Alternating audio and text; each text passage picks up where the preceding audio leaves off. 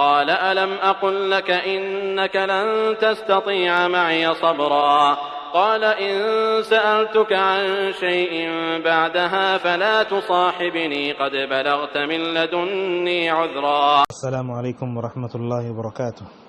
الحمد لله نحمده ونستعينه ونستغفره ونعوذ بالله من شرور أنفسنا ومن سيئات أعمالنا من يهده الله فلا مضل له ومن يضلله فلا هادي له وأشهد أن لا إله إلا الله وحده لا شريك له وأشهد أن محمدا عبده ورسوله. أما بعد يا أيها الذين آمنوا اتقوا الله حق تقاته ولا تموتن إلا وأنتم مسلمون. يا أيها الناس اتقوا ربكم الذي خلقكم من نفس واحدة وخلق منها زوجها وبث منهما رجالا كثيرا ونساء واتقوا الله الذي تساءلون به والأرحام إن الله كان عليكم رقيبا. يا أيها الذين آمنوا اتقوا الله وقولوا قولا سديدا يصلح لكم أعمالكم ويغفر لكم ذنوبكم ومن يطع الله ورسوله فقد فاز فوزا عظيما. الحمدللہ 15واں روزہ مکمل ہوا، 16ویں تراویح مکمل ہوئی. آج ہم آپ کے سامنے 16ویں پارے یعنی سورہ کہف کا تھوڑا حصہ، سورہ مریم اور سورہ طٰہٰ کا مکمل خلاصہ اور اس میں آنے والے اہم مضامین کی تشریح پیش کرتے کی سعادت حاصل کرتے ہوئے خوشی محسوس کر رہے ہیں. اللہ تعالی ہمیں قرآن سے ویسے ہی محبت پیدا کرنے کی توفیق عطا فرمائے جیسے نبی صلی اللہ علیہ وسلم، صحابہ، تابعین اور سلف صالحین قرآن سے محبت کرتے تھے. معزز حاضرین، سورہ کہف کے بعض اہم نکات کل ہم نے آپ کے سامنے بتائے. موسیٰ اور خضر کا قصہ جو ہے اللہ کے نبی صلی اللہ علیہ وسلم سے ثابت ہے کہ ان کے درمیان میں کیا ہوا.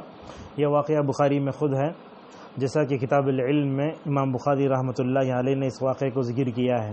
معزز حاضرین، موسیٰ اور خضر کا واقعہ اتنا اہم ہے، علامہ رازی رحمۃ اللہ علیہ جو معتزلی فکر کے ہیں انہوں نے جو ہے اس واقعے سے کئی احکامات مستنبط کیے ہیں، اور خصوصاً اہل علم کا جو طبقہ ہے، جو طلباء ہوتے ہیں یا وہ علماء جو ابھی علم حاصل کرتے ہوئے ہوتے ہیں، تو ان کے لیے تو اپنی زندگی میں موسیٰ اور خضر کا واقعہ پڑھنا بڑا اہم ہے. اس واقعے کو پڑھتے ہیں تو ہمیں کئی باتیں معلوم ہوتی ہیں. چند اہم چیزیں ہم آپ کے سامنے بتائیں گے. معزز حاضرین، علم ایک بہت بڑی نعمت ہے، لہذا یہ علم جو ہے اللہ تبارک و تعالیٰ کی ازلی اور ابدی صفت ہے. چنانچہ اللہ تبارک و تعالیٰ نے کئی جگہ فرمایا ان اللہ علیم خبیر، کبھی فرمایا اللہ تعالیٰ علام بھی ہے. اور جو ہے جہاں یہ اللہ تعالیٰ کی صفت علم ہے، اللہ تعالیٰ کی جو ہے صفت ہے علم، اس کے اسماء میں علیم بھی ہے. چنانچہ اللہ تبارک و تعالیٰ نے حضرت یوسف علیہ السلام کو خواب کی تعبیر سکھائی، تو ہو سکتا ہے دنیا والے سمجھے کہ یوسف علیہ السلام بڑے خواب کی تعبیر بتانے والے بڑے عالم ہیں، بڑے نبی ہیں. اللہ نے فرمایا کہ خواب کی تعبیر کا علم رکھنے والے یوسف کو بڑا سمجھتے ہو، وَفَوْقَ كُلِّ ذِي عِلْمٍ عَلِيمٍ، اللہ تبارک و تعالیٰ اس سے زیادہ کہیں جاننے والا ہے. اور اللہ تبارک و تعالیٰ کیوں نہیں جانے گا، جیسا کہ فرمایا اَلَا يَعْلَمُ مَنْ خَلَقَ وَهُوَ اللَّطِيفُ الْخَبِيرُ. معزز حاضرین، علم ایک نعمت ہے. چنانچہ ابن القیم رحمۃ اللہ علیہ نے جو ہے اپنی کتاب مفتاح دار السعادہ میں تقریباً 250 وجوہات سے یہ بات ثابت کی ہے کہ علم افضل ہے مال سے. اور علم کے افضل ہونے کے تعلق سے حضرت علی رضی اللہ عنہ کی طرف منسوب کئی اقوال ہیں، لیکن اس میں صحیح کم ہے، غلط زیادہ ہیں جو شیعوں نے گھڑ لیے ہیں. چنانچہ علم کی نعمت جب ملتی ہے تو بندے کو علم کی نعمت ملتے پر اللہ تبارک و تعالیٰ کا شکر ادا کرنا چاہیے، جیسا کہ فرمایا وَلَقَدْ آتَيْنَا دَاوُودَ وَسُلَيْمَانَ عِلْمًا وَقَالَ الْحَمْدُ لِلَّهِ الَّذِي فَضَّلَنَا عَلَى كَثِيرٍ مِّنْ عِبَادِهِ الْمُؤْمِنِينَ. حضرت داؤد اور سلیمان کو علم ملا تو انہوں نے مکمل طور پر اللہ تبارک و تعالیٰ کا شکر ادا کیا. معزز حاضرین، عبداللہ بن مبارک رحمۃ اللہ علیہ کہتے ہیں اگر نبوت کے بعد جو ہے دنیا میں کوئی اہم چیز ہو سکتی ہے تو وہ جو علم کی دولت ہے. لہذا علم کی یہ دولت جب حضرت آدم علیہ السلام کو ملی، جیسا کہ اللہ نے فرمایا وَعَلَّمَ آدَمَ الْأَسْمَاءَ كُلَّهَا، تو اسی علم کے سامنے جو ہے جھکنے کا اللہ نے حکم دیا فرشتوں کو. لیکن فرشتے کیا کہنے لگے؟ سبحانک لا علم لنا الا ما علمتنا انک انت العلیم الحکیم.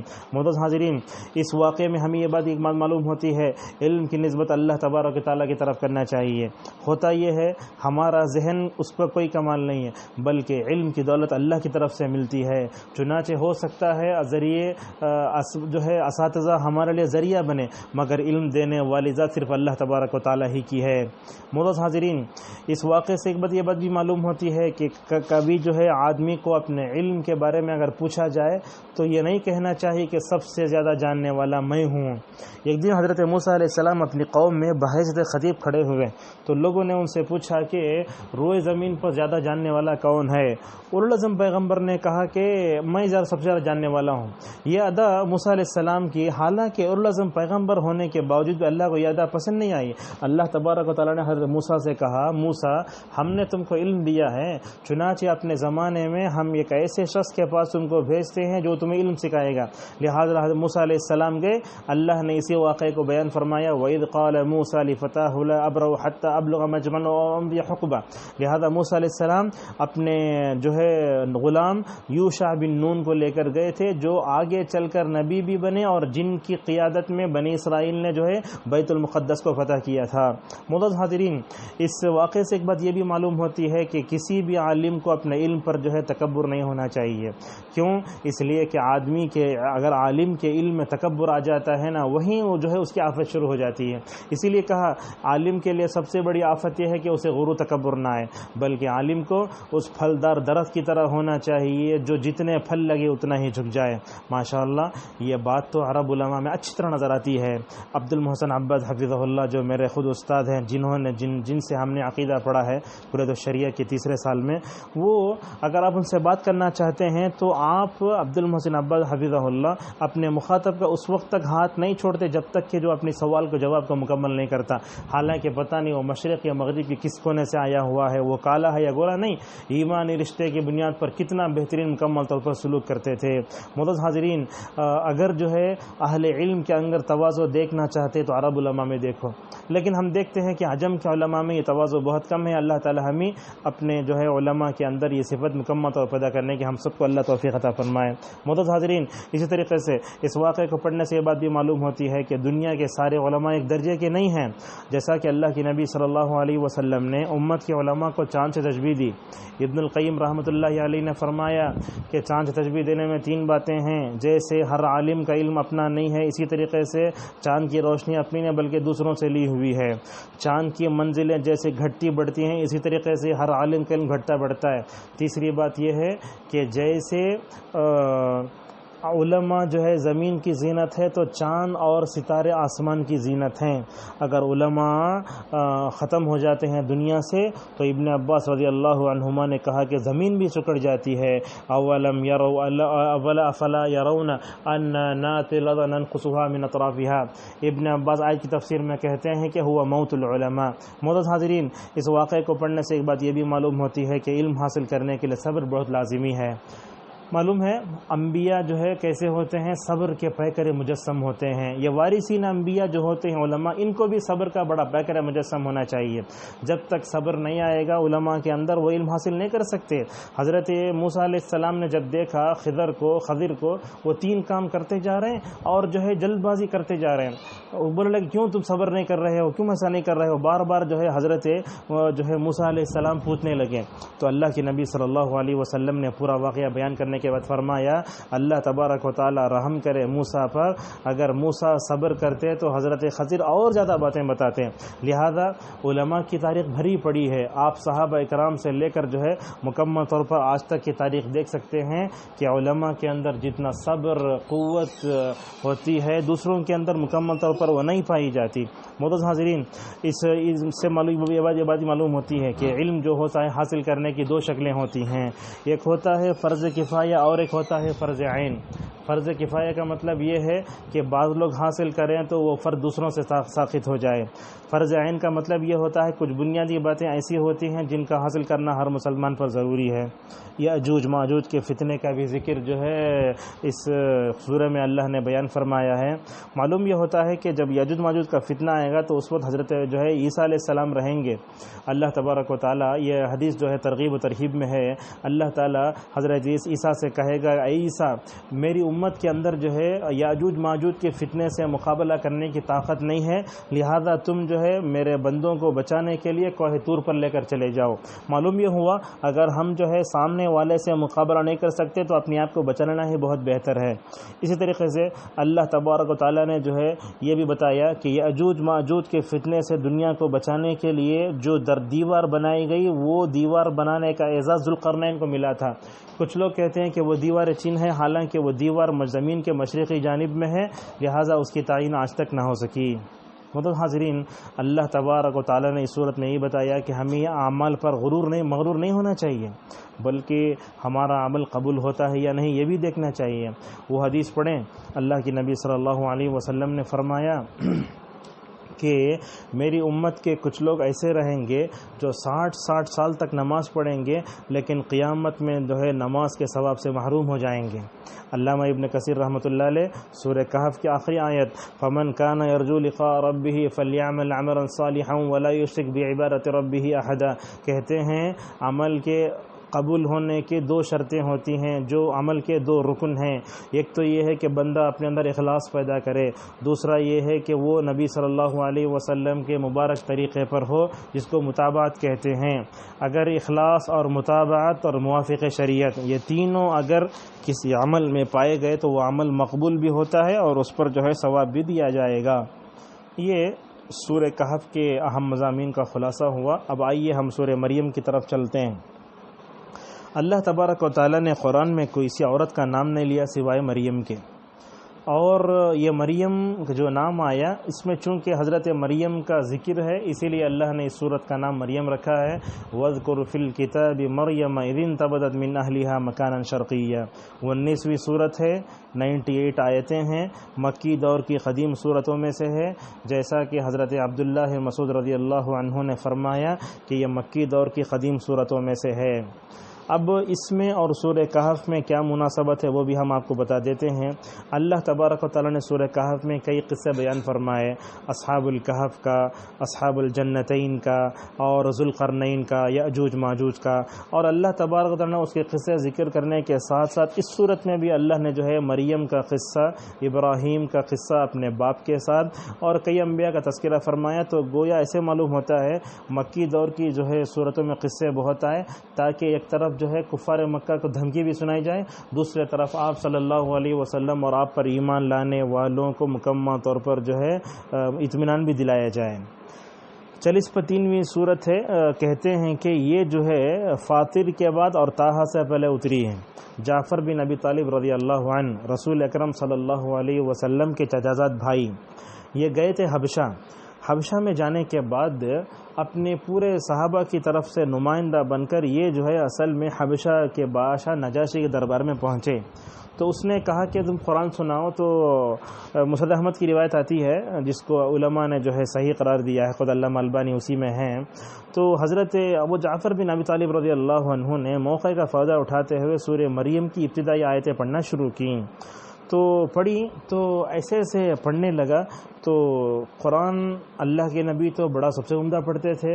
حضرات صحابہ کرام جنہوں نے نزول قرآن کا زمانہ پایا، نبی کے مبارک زمانے تفسیر سنی تھی، وہ قرآن پڑھے تو سامنے والے پر کیسے اثر ہوگا. اور وہ بھی تھا صحیح نصرانی موحد تھا، وہ جو ہے شرک نہیں کیا تھا، حضرت عیسیٰ کو اللہ تبارک و تعالیٰ کا نبی مانتا تھا اور اللہ تبارک و تعالیٰ کو ایک مانتا تھا. چنانچہ جب پڑھتے گئے تو روایتوں میں آتا ہے کہ جب جعفر بن ابی طالب رضی اللہ عنہ کی زبانی سورہ مریم کی ابتدائی آیتیں سنی تو اس کی داڑھی بھیگ گئی، یہاں تک کہ اس کے درباری بھی روتے روتے جو ہے وہ بڑے حالت خراب ہو گئی، یہاں تک کہ ان کے سامنے رکھے ہوئے مصحف بھی بھیگ گئے. جب حضرت جعفر بن ابی طالب رضی اللہ عنہ کی زبانی قرآن نے مریم علیہ السلام کے بارے میں جو پاکیزہ تصور دیا نا، اس عفت و عصمت کو سن کر وہ خوب رونے لگے. نجاشی جو ہے رونے لگا تو اس نے کہا ان ھذا الذی جاء به موسیٰ لیخرج به من مشکاۃ واحدہ، کہنے لگا یہ تو یہ بات معلوم ہوتی ہے جو موسیٰ بھی لے کر آئے تھے، یعنی موسیٰ علیہ السلام کے پاس جو وحی لے کر گئے جبرائیل، یہی جبرائیل شاید رسول اکرم صلی اللہ علیہ وسلم کے پاس بھی یہ لے کر آئے۔ چنانچہ یہ سن کر اصل جعفر کیوں گئے تھے نجاشی دربار میں، یہ بھی سن لیجئے۔ بات یہ تھی کہ قریش نے کیا کیا تھا، نجاشی کے پاس تحفے بھیجے تھے، تحفے بھیج کر یہ بتایا تھا کہ تم تحفے رکھ لو، گفٹ رکھ لو، ہمیں جو ہے مسلمانوں کو ہمارے واپس کر دو۔ جب جعفر کی زبانی قرآن سنا تو اس نے کیا کہا، میں تم کو حوالے بھی نہیں کروں گا، انشاءاللہ جو ہے میں جو ہے دھوکہ بھی نہیں کھاؤں گا۔ معزز حاضرین، قرآن کا اثر، اس کی تاثیر، دعوت کا طریقہ کر کیسے ہوتا ہے ہمیں اس سے معلوم ہوتا ہے۔ لہذا ملک ہندوستان میں رہتے ہوئے ہم دیکھتے ہیں کہ ہمارے سامنے مخاطبین مدعوین کئی قسم کے ہوتے ہیں، سامنے کبھی جو ہے غیر مسلم ہے، وہ ہندو ہے، کوئی کہ نصرانی ہے، کوئی کرسچن ہے، کوئی بیکورڈ لائن کا ہے، کوئی ذاتی طبقے کا ہے، کوئی جو ہے آریہ طبقے کا ہے۔ تو لہذا ہم مدعو قوم کے طبقے کو اور اس کی فکر کو اور اس کی طاقت کو دیکھ کر ہم مکمل طور پر قرآن اس کے سامنے پڑھیں، اور قرآن کا وہ معنی سمجھے یا نہ سمجھے، لیکن تاثیر ایسی ہوتی ہے کہ غیر مسلم کے دل کو بھی مکمل طور پر دہلا کے رکھ دیتا ہے۔ معزز حاضرین، مریم علیہ السلام کا قصہ قرآن میں کئی جگہ آیا ہے، لیکن یہاں ہم بتائیں گے کہ مریم کے قصے ہمیں کیا معلوم ہوتا ہے۔ اللہ تبارک و تعالیٰ نے اس عورت کا تذکرہ کر کے یہ بتایا کہ یہ عورت جو ہے نبی نہیں ہے۔ علامہ قرطبی رحمۃ اللہ علیہ حضرت مریم علیہ السلام کے نبی ہونے کے قائل ہیں، حالانکہ ابن حزم رحمۃ اللہ علیہ کہتے ہیں اللہ تعالیٰ نے انسانی تاریخ میں تمام نبیوں کو مردوں میں سے چنا تھا، لہذا حضرت مریم نبیہ نہیں ہو سکتی بلکہ وہ صدیقہ ہیں، جیسا کہ فرمایا وہ امہ صدیقہ، اور صدیقیت کا درجہ جو ہے نبی کے بعد آتا ہے، جیسا کہ سورہ نساء کی آیت نمبر 90 میں ہے من النبیین والصدیقین والشہداء والصالحین۔ تو جب حضرت مریم جو ہے نیک عورت ہوئی تو اس کا مطلب یہ ہوا کہ اللہ تبارک و تعالیٰ نے ان کو جو بھی چیزیں دی تھیں وہ جو ہے کرامت تھی، معجزہ نہیں تھی۔ معزز حاضرین، مریم کا نام قرآن میں کیوں آیا، حالانکہ قرآن میں کسی عورت کا نام نہیں آیا، نہ خدیجہ کا آیا، نہ عائشہ کا آیا، نہ فاطمہ کا آیا، کیوں آیا؟ تو اہل علم کہتے ہیں کہ اصل میں جو ہے حضرت مریم سردار کی بیٹی تھیں، اور اللہ نے نام اس لیے ذکر کیا کہ مریم جو ہے حضرت عیسیٰ کے والد نہیں تھے، بغیر والد کے پیدا ہوئے تھے حضرت عیسیٰ علیہ السلام۔ تو اللہ تبارک تعالیٰ یہ بتانا چاہتا ہے کہ عیسیٰ کو اگر بغیر باپ کے ذکر کیا جائے تو پتہ نہیں کیا ہوگا، اسی لیے کیا کیا، حضرت عیسیٰ کو مریم کی طرف منسوب کر کے ذکر کیا۔ قرآن میں آپ دیکھیں گے وعیسی ابن مریم، عیسی ابن مریم، شاید اسی کی وجہ سے جو ہے ماں کی طرف منسوب کر کے اللہ تبارک و تعالیٰ نے ان کا ذکر فرمایا۔ اللہ تبارک و تعالیٰ حضرت مریم کا تذکرہ کر کے یہ بتاتا ہے کہ دنیا میں باکمال خواتین بہت کم ہیں جو کمال درجے کو پہنچیں۔ مطلب یہ ہے کہ مردوں میں سے بہت ایسے ہیں جو کمال درجے کو پہنچے، لیکن عورتوں میں بہت کم ایسے ہیں جو کمال درجے کو پہنچے۔ اس میں کون کون ہیں؟ اللہ کے نبی صلی اللہ علیہ وسلم نے نام لیا خدیجہ کا، آپ نے نام لیا آسیہ کا جو فرعون کی بیوی تھی، آپ نے نام لیا مریم کا، بعض روایتوں میں عائشہ کا نام بھی آتا ہے اور بعض روایتوں میں فاطمہ کا نام بھی آتا ہے، جیسا کہ ابو موسیٰ اشعری رضی اللہ عنہ کی روایت ہے۔ لیکن ایک بات کی طرف اشارہ کر دینا مناسب سمجھیں گے حضرات و خواتین، یہ جو آیا ہے کہ حضرت مریم کی شادی جنت میں رسول اللہ صلی اللہ علیہ وسلم کے ساتھ ہوگی، یہ غلط ہے، یہ مرسل ضعیف روایت ہے جو عوام میں مشہور ہو گئی ہے، لہذا اس کو مشہور نہ کریں۔ معزز حاضرین، مریم علیہ السلام کوئی معمولی شخصیت نہیں ہے، بڑی کردار والی، بڑی انقلاب والی، ان کے اخلاق و کردار کی گواہی اللہ تبارک و تعالیٰ نے دی، اور یہ پلی بڑی کس کے ماتحت میں؟ حضرت زکریہ علیہ السلام کے جو ہے نگرانی میں۔ معلوم ہوا کہ یہ سردار کی بیٹی تھی، یہ پیدا جب ہوئی تو ان کی پرورش کے لیے ساری قوم کے لوگ لڑ پڑے، لیکن ان کی کفالت کی ذمہ داری اللہ تبارک و تعالیٰ نے زکریہ کے حوالے کی، جو رشتے میں انکل اور خالو پڑھتے تھے۔ تو جس کی تربیت انبیاء علیہم السلام میں سے کوئی کرے تو اس خاتون کی جو ہے خوش نصیبی کا کیا کہنا۔ معزز حاضرین، اللہ تبارک و تعالی حضرت مریم کا ذکر کر کے بتاتا ہے کہ ہر عورت کو قرآن میں جو ہے تلاش کرنا چاہیے کہ مریم کہاں ہے، مریم کے اوصاف کیا ہے، مریم کی حیا کیا ہے، مریم کے اندر اپنے بچے کی تربیت کرنے کی تڑپ کیا تھی، کیسے وہ تربیت کرتی تھی۔ اور یاد رکھیے، اگر آپ تاریخ میں ڈھونڈ کر دیکھیں، الحمدللہ مریم جن کا نام ہوا دنیا میں، انہوں نے بڑے بڑے کردار اپنائے، بڑے بڑے انقلاب برپا کیے، الحمدللہ۔ معزز حاضرین، یہ سورہ مریم جو ہے نا، اس کا شان نزول کیا ہے، اس بارے میں بخاری کی روایت ہے، اللہ کے نبی صلی اللہ علیہ وسلم نے جبرائیل سے کہا، اے جبرائیل، تم ہمارے پاس آتے ہو تو زیادہ کیوں نہیں آتے؟ تو آیت اتری وما نتنزل الا بامر ربک، کہا کہ اے نبی صلی اللہ علیہ وسلم جبرائیل جو ہے جب چاہے من میں ان کا موڈ بنا تو نہیں آ جاتا، جب اللہ جاؤ بولا تب آتے. اس آیت کا مطلب ہے اس آیت میں اس صورت میں اللہ تبارک و تعالیٰ نے کافروں کے ساتھ بحث کی اور ابراہیم علیہ السلام کا تذکرہ فرمایا، وَاذْكُرْ فِي الْكِتَابِ ابراہیم. حالانکہ اس سے پہلے ابراہیم علیہ السلام کے نام سے ایک صورت اتر چکی ہے، لیکن اللہ نے ابراہیم علیہ السلام کو ہر جگہ الگ الگ انداز سے پیش کیا ہے، کبھی داعی کی حیثیت سے، کبھی باپ کی حیثیت سے، کبھی بیٹے کی حیثیت سے. اس صورت میں بتایا کہ ابراہیم علیہ السلام بیٹے ہونے کی حیثیت سے اپنے باپ کو ایسی دعوت دے رہے ہیں. چنانچہ ہمیں معلوم ہوتا ہے کہ ماں باپ کے ساتھ گفتگو کرنے کا انداز بہترین ہونا چاہیے. حالانکہ ان کے باپ کافر ہیں، بت پرست ہیں، بت شکن سب بت پرست تھے، بت بلکہ پجاری تھے، لیکن جا کے کیا بولتے ہیں، یا ابتی، آئے میرے ابا جان. معلوم ہوا ماں باپ سے اچھا گفتگو کرنا چاہیے اور ان کے دلوں کو توڑنے والے کبھی گفتگو نہیں کرنا چاہیے.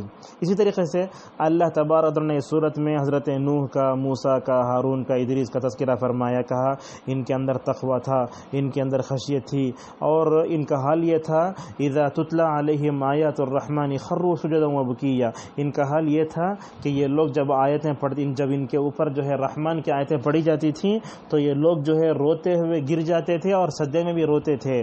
عمر رضی اللہ عنہ نے ایک مرتبہ جو ہے یہ سورہ مریم میں آنے والے آیت سجدہ پڑھ کے سجدہ کیا اور کہا ہم سجدہ تو کر رہے ہیں مگر رونا رخصت ہو گیا ہے. یہ ان صحابہ کی بات ہے جن کے دلوں میں ایمان بہت تھا، لیکن آج ہمارے دلوں کی کیفیت جو ہے ایسی ہے، نہ سجدہ ہے، نہ سجدے میں خشوع خضوع ہے، نہ رونا ہے. بلکہ ابن القیم تو کہتے ہیں کہ اگر آنکھ سے آنسو اگر ختم ہو گئے تو مطلب یہ ہے کہ انسان کی آنکھ میں بھی قحط آ گیا ہے. معزز حاضرین، اسی طریقے سے اللہ تبارک و تعالیٰ نے اس صورت میں یہ بتایا کہ نماز کو چھوڑنے سے بندہ نفسانی خواہشات میں مبتلا ہو جاتا ہے. آج کی نوجوان نسل کو دیکھیں گے آپ، گانے میں، ٹک ٹاک میں، رمضان کا مذاق اڑانے میں، ویلنگ کرنے میں. ہماری نوجوان نسل کیوں جو ہے مغربی تہذیب کی دل دادہ بن رہی ہے؟ اس کا سبب یہ معلوم ہوتا ہے کہ ان کے اندر نماز نہیں ہے. اگر حقیقی نماز ہوتی تو ہمارے نوجوانوں کا یہ حال نہ ہوتا. فخلف من بعدهم خلف اضاعوا الصلاة واتبعوا الشهوات. نماز اگر کسی نے ضائع کر دی تو سمجھا وہ جو ہے نفسانی خواہشات میں مکمل طور پر پڑ گیا. اور اسی طریقے سے اللہ تبارک و تعالیٰ نے اس صورت میں توحید کی 3 قسمیں بتائیں، اور اللہ نے یہ بتایا کہ پل صراط پر سے ہر ایک کو گزرنا ہے. معزز حاضرین، پل صراط کا ذکر ہے تو یہاں یہ بات بھی ہم آپ کے سامنے سمجھا دیں. اس پر جو ہے آدمی اپنے اپنے عمل کے حساب سے گزرے گا. اگر ہم اور آپ یہ چاہتے ہیں کہ ہمارا پل صراط پر سے گزرنا آسان ہو تو ہمیں کچھ کام کرنے ہوں گے. کیا کیا کام ہیں؟ وہ کیسا ہوگا، اس کی کیفیت کیا ہوگی، انشاءاللہ کبھی وقت پڑے تو ہم آپ کے سامنے بتائیں گے. یا عقیدے کتابوں میں آپ تلاش کریں تو معلوم ہوگا کہ وہ کیسے تیز ہے، کتنا باریک ہے. اس پر چل کر ہمیں جانا ہوگا. جہنم کے اوپر وہ پل بنا ہے، انبیاء علیہ السلام کا حال یہ ہوگا جب وہ جائیں گے تو ربی سلم سلم کہہ کر اپنے آپ کو بچانے کی دعا کریں گے. معزز حاضرین، اگر ہم یہ چاہتے ہیں کہ اللہ تبارک و تعالی ہمارے قدموں کو پل صراط پر مضبوط کر دے تو ہمیں کچھ باتوں کا جو ہے لحاظ کرنا پڑے گا. سب سے پہلا تو یہ ہے کہ ہمارے اندر ایمان ہو. جو آدمی مشرک ہوگا، شرک کرے گا، بدعت کرے گا، اس کے قدم جو ہے ڈگمگانا شروع ہو جائیں گے. ایک مثال ہم آپ کو دیتے ہیں. یو پی کے لوگ، ادھر ادھر کے لوگ اپنے بچیوں کو لا کے وہاں ڈوریاں بن کے اپنے بچیوں کو چلاتے ہیں، تو بچیاں جب جو ہے وہ ڈوری پر چل کے کمال دکھا تو لوگ پیسے دیتے ہیں. وہ تماشا جب دیکھتے ہیں تو ہمیں وہ پل صراط کو یاد کرنا چاہیے جو تلوار سے زیادہ تیز اور جو ہے وہ دھاگے سے زیادہ باریک ہے. لہذا اس پر اگر ہم آسانی سے گزرنا چاہتے ہیں تو سب سے پہلے ہمیں ایمان پر توجہ دینا ہوگا، بدعت سے دور ہونا ہوگا، رسول اکرم صلی اللہ علیہ وسلم کی اتباع کرنی ہوگی. اسی طریقے سے صحیح مسلم کی روایت میں معلوم ہوتا ہے کہ اس پر اگر آسانی سے گزرنا چاہتے ہیں تو دنیا میں رشتہ داروں کے حقوق بھی ادا کرنا ہوگا. اور تیسری چیز یہ ہے کہ امانت داری کو بھی اپنے اندر پیدا کرنا ہوگا. رشتہ کاٹے، امانت داری کی جگہ خیانت آئی تو سمجھیے اسے گزرنا بھی مشکل ہو جائے گا. اور اسی طریقے سے اور ایک روایت میں اللہ کے نبی صلی اللہ علیہ وسلم فرماتے ہیں کہ جو آدمی دنیا میں مومن بھائی کی جو ہے ضرورت کو پورا کرتا ہے تو اللہ تبارک و تعالی اس کے لیے جو ہے پل صراط پر قدموں کو مکمل طور پر جما دے گا. یہ روایت بھی صحیح ہے. اس طریقے سے اللہ نے اس صورت میں یہی بتایا کہ دنیا میں جو عیش پرست ہوتے ہیں، جن کے پاس سامان زیادہ ہوتا ہے، وہ دنیا میں ہو سکتا ہے کامیاب ہو جائیں مگر آخرت میں کامیاب نہیں ہو سکتے. تو لہذا گھروں میں زیادہ سامان کو جمع لینا اور یہ سمجھنا کہ اتنا سامان اللہ تبارک و تعالیٰ کے پاس میرے مقبول ہونے کی دلیل ہے تو دنیا میں اس سے بڑا کوئی بیوقوف نہیں ہے. اسی طریقے سے اللہ نے یہ بتایا کہ اللہ تعالیٰ کے لڑکا نہیں ہے. یہودیوں نے عزیر کو اللہ کا بیٹا بنایا، اور اسی طریقے سے عیسیٰ کو اللہ تبارک و تعالیٰ کا بیٹا بنایا۔ فرشتوں کو اللہ کی بیٹیاں کہا گیا۔ اللہ نے فرمایا کہ اللہ تعالیٰ کو بیٹا بولتے نا، یہ بات سنے تو آسمان بھی پھٹ جاتا، زمین بھی پھٹ جاتی، پہاڑ بھی ریزہ ریزہ ہو جاتا۔ معلوم یہ ہوا شرک کرنے والے دنیا میں دو ہیں، یا تو انسان یا تو جنات، اس کے علاوہ کوئی بھی چرند پرند دنیا میں شرک نہیں کرتا۔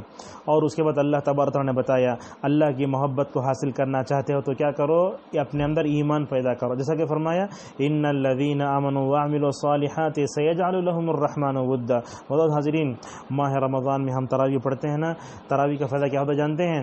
اللہ کے نبی فرماتے ہیں بندہ نفل پڑھتا ہے میرے سے قریب ہوتا ہے کہ یہاں سے میں اس سے محبت کرنے رکھتا ہوں۔ تو بات سمجھ میں آئی؟ اللہ کی محبت کو پانے کے لیے ہمیں تراویح کا، تہجد کا، قیام اللیل کا اہتمام کرنا چاہیے۔ آئیے سورہ طٰہٰ میں کیا کیا موضوعات ہیں ہلکا ہلکا بتا کے ہم اپنی بات کو ختم کرتے ہیں۔ سورہ طٰہٰ اس کا نام ہے اس لیے کہ اس سے شروع ہوئی ہے۔ بعض نے اس کا نام جو ہے سورہ موسیٰ بنایا ہے، سورہ موسیٰ رکھا ہے اس لیے کہ اس میں جو ہے حضرت موسیٰ علیہ السلام کا ذکر ہے۔ یہ سورہ طٰہٰ کی ایک فضیلت ہم آپ کے سامنے بتائیں، ذرا غور سے سنیے۔ مستدرک حاکم کی روایت ہے، علامہ البانی رحمۃ اللہ علیہ نے اپنے صحیح میں حدیث نمبر 746 کہتے ہیں اللہ تبارک و تعالیٰ کا جو اسم اعظم ہے وہ قرآن کی 3 صورتوں میں آیا ہے، سورہ بقرہ میں، سورہ آل عمران میں، سورہ طٰہٰ میں، جس کو کہتے ہیں الحی القیوم۔ تو لہذا اللہ تبارک و تعالیٰ نے سورہ طٰہٰ میں اس کو ذکر فرمایا وَعَنَتِ الْوُجُوهُ لِلْحَيِّ الْقَيُّومِ، جو بندہ اس کو پڑھے گا تو اللہ تبارک و تعالیٰ اس کی دعاؤں کو قبول کرے گا۔ محترم حاضرین، 20ویں صورت ہے۔ مریم میں کئی انبیاء کا تذکرہ ہوا تو اللہ نے اس صورت میں کئی انبیاء کا تذکرہ فرمایا، خصوصاً موسیٰ کا تذکرہ۔ جب وہ فرعون کے پاس جا رہے تھے تو زبان ڈگمگانے لگی۔ یہ العظم پیغمبر اپنے زمانے میں خدائی کا دعویٰ کرنے والے جو ہے فرعون کے پاس جا رہا ہے تو دعا کا انداز دیکھو اللہ سے کیسے مانگ رہے ہیں، رب اشرح لی صدری ویسر لی امری واحلل عقدۃ من لسانی یفقہوا قولی۔ اور فرعون کے دربار میں جا رہے ہیں تو اللہ تبارک تعالیٰ کہتا ہے کہ اے موسیٰ اور ہارون تم جا رہے ہو میں تمہارے ساتھ ہوں، اننی معکما اسمع و ارا۔ اور جاتے ہوئے کہا کہ ذکر کرتے جاؤ۔ ذکر ایسی روحانی قوت ہے کہ دشمن کے ساتھ بات کرتے ہوئے اگر ہم جیتنا چاہتے ہیں تو ہمیں ذکر کا اہتمام کرنا ہوگا۔ چنانچہ حضرت موسیٰ علیہ السلام کو ہارون کو اللہ نے فرمایا کہ ولا تنیا فی ذکری، کہ جو ہے تم میرے ذکر میں کوتاہی نہ کرو۔ لہذا موسیٰ علیہ السلام گئے، انہیں جاتے ہی پوچھا تمہارا رب کہاں ہے؟ بولے میرا رب کون ہے؟ زمین و آسمان کا رب ہے۔ تمہارا رب اوپر ہے؟ ہاں اوپر ہے۔ ہامان کو بلا کے بولا اونچی بلڈنگ بناؤ، میں اوپر چڑھ کے موسیٰ کے رب کو دیکھتا ہوں۔ تو اس طریقے سے فرعون نے جو ہے کوشش کی، لیکن اتنا خدائی کا دعویٰ کرنے والے کے پاس بھی جاتے ہوئے حضرت موسیٰ کو اللہ نے کیا کہا؟ تم سخت رویہ اپنانا نہیں بلکہ کہا فَقُولَا لَهُ قَوْلًا لَيِّنًا لَعَلَّهُ يَتَذَكَّرُ أَوْ يَخْشَىٰ۔ معزز حاضرین، فرعون کی شخصیت تو بڑی خطرناک شخصیت ہے، یاد رکھیں اللہ کے نبی صلی اللہ علیہ وسلم نے فرمایا جو میری امت میں بے نمازی رہیں گے قیامت کے دن فرعون کے ساتھ، قارون کے ساتھ، حامان کے ساتھ اور ابی بن خلف کے ساتھ اٹھائے جائیں گے۔ یہ روایت علامہ البانی نے صحیح قرار دی ہے۔ معزز حاضرین، اس صورت میں جو اہم بات ہے وہ بیان کر کے اپنی بات کو ختم کر رہے ہیں، جادوگروں کا انقلابی قصہ۔ اصل میں کیا ہے، موسیٰ علیہ السلام نے جو ہے موسیٰ علیہ السلام کے سامنے اور فرعون در مقابلہ ہو رہا ہے جادو کا۔ اللہ نے موسیٰ علیہ السلام کو ایک لاٹھی دی تھی، وہ لاٹھی جب مارتے تو وہ لاٹھی میں بڑی معجزات آتے تھے۔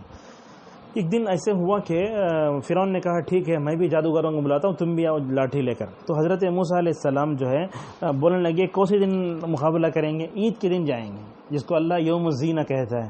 عید کے دن جمع ہو جاؤ۔ تو حضرت موسیٰ علیہ السلام بھی ایک طرف جمع ہو گئے، دو جادوگر بھی جمع ہو گئے۔ تو جادوگر بولے ہم نہ کیا ملتا اگر مقابلہ کیے تو اس وقت حضرت اللہ تعالیٰ فرعون نے کہا تم مقابلہ کرو تو ہم تم کو بہت دیں گے، جیسے بولتے نا ہنومان کی جے، ویسا وہ نے بولا فرعون کی جے، ایسا بول کے مقابلہ شروع کیے۔ تو مقابلہ شروع ہوا تو حضرت موسیٰ علیہ السلام شروع میں کانپنے لگے۔ تو اللہ تبارک و تعالیٰ نے کہا اے موسیٰ مت ڈرو اور آگے بڑھو، تمہارے پاس جو لاٹھی ہے وہ لاٹھی مارو۔ حضرت موسیٰ علیہ السلام نے جادوگروں سے پوچھا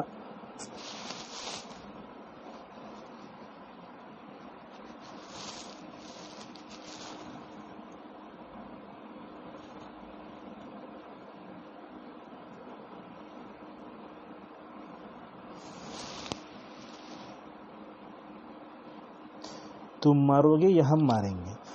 تو اللہ نے کہا کہ اے موسیٰ تم ہی زیادہ بلند رہو گے، سب سے پہلے تم مارو۔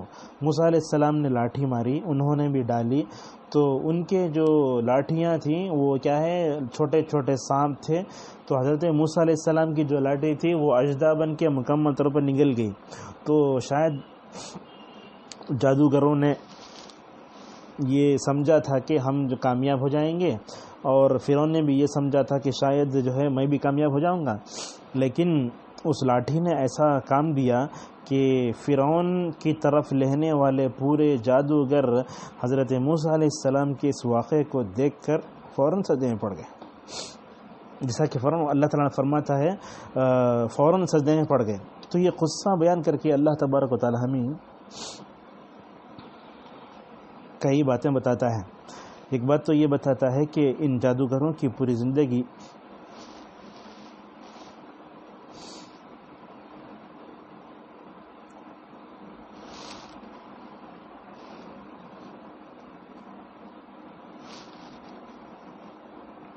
کفر و شرک میں گزری، مگر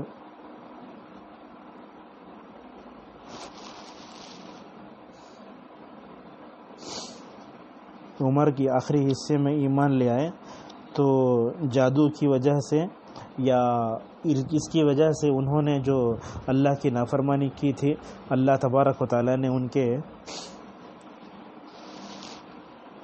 سارے گناہ معاف کر ڈالے۔ اللہ کے نبی صلی اللہ علیہ وسلم نے فرمایا الاسلام یہدی ما کان قبلہ، کہا کہ اسلام ایک ایسی چیز ہے جو جاہلیت میں جتنے گناہ کرتا ہے اللہ تبارک و تعالیٰ سارے گناہوں کو معاف کر دیتا ہے۔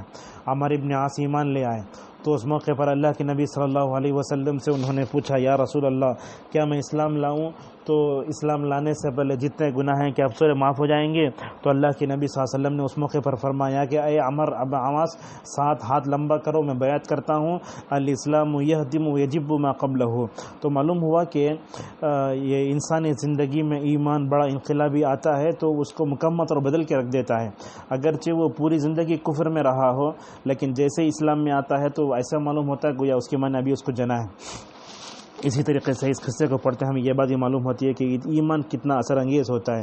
وہ دن کے شروع میں جادوگر تھے، مگر آخری حصے میں شہید بھی بنے، نیک بھی بنے، اور یہ ایک سجدہ کیا، بڑا شاندار سجدہ کیا، جس کی وجہ سے جادو اور ساری چیزیں ختم بھی ہو گئیں، اللہ تبارک و تعالیٰ کے پاس جو ہے وہ مکمل طور پر مقبول بندے بن گئے۔ اور اس قصے سے یہ بھی معلوم ہوتا ہے کہ ایمان گھٹتا بھی ہے، بڑھتا بھی ہے، اور ایمان جب انسان کے اس میں آ جاتا ہے تو وہ آخرت کے ثواب پر امید رکھتے ہوئے دنیا کو بھی مکمل طور پر لات مار دیتا ہے۔ معزز حاضرین، اس واقعے کو پڑھتے یہ بات معلوم ہوتی ہے کہ اللہ تبارک و تعالیٰ کے قریب ہونے کے راستے میں کبھی مال، کبھی اولاد، اسی طریقے سے کبھی زندگی، تجارت، یہ سب رکاوٹیں بنتی ہیں، لیکن ان رکاوٹوں کو ہٹا دیا جائے تو بندہ اللہ تبارک و تعالیٰ کے قریب بھی ہو جاتا ہے۔ اس واقعے کو پڑھتے ہمیں یہ بات معلوم ہوتی ہے گناہ گاروں کبھی مایوس نہیں ہونا چاہیے۔ ان جو ہے جادوگروں کی زندگی، پوری زندگی جو ہے فرعون کی طرف مائل ہوتے ہوئے گزری تھی، لیکن جیسے ہی ایمان ان کے جو ہے رگوں میں گھسا، مکمل طور پر اس کی طرف آ گئے۔ اور اسی طریقے سے اللہ نے یہی بتایا کہ جب جادو ہوتا ہے تو جادو جو ہے کفر ہے، جب جو ہے ایمان آتا ہے تو مکمل طور پر جو ہے ان تمام چیزوں کو ختم کر دیتا ہے۔